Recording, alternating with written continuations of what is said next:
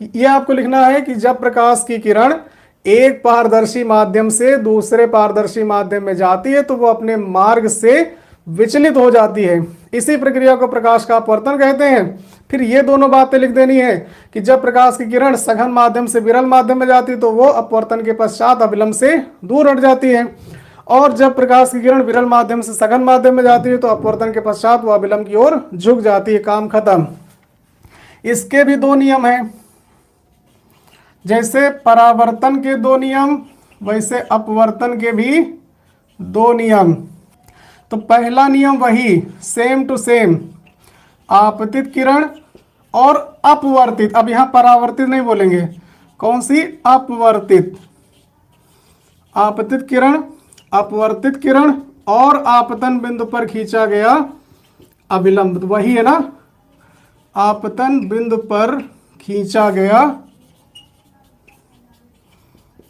गया अभिलंब, तीनों एक ही तल में होते हैं, सेम टू सेम।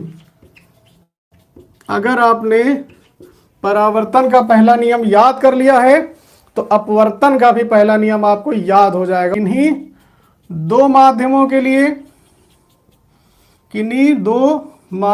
के लिए और किसके लिए?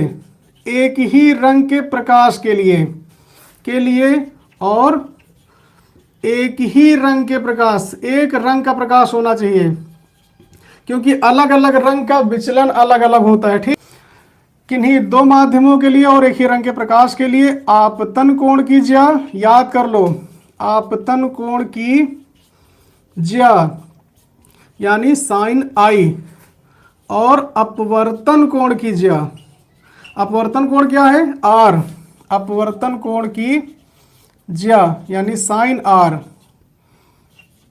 का अनुपात निश्चित होता है। क्या होता है? निश्चित होता है, या एक नियतांक होता है।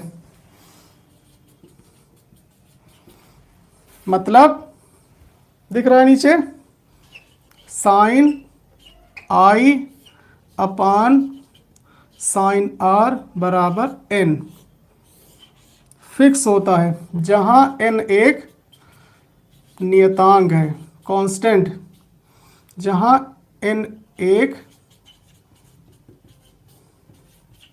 और इसी एन को क्या कहते हैं? इसी एन को कहते हैं अपवर्तनांक। क्या कहते हैं? अपवर्तनांक।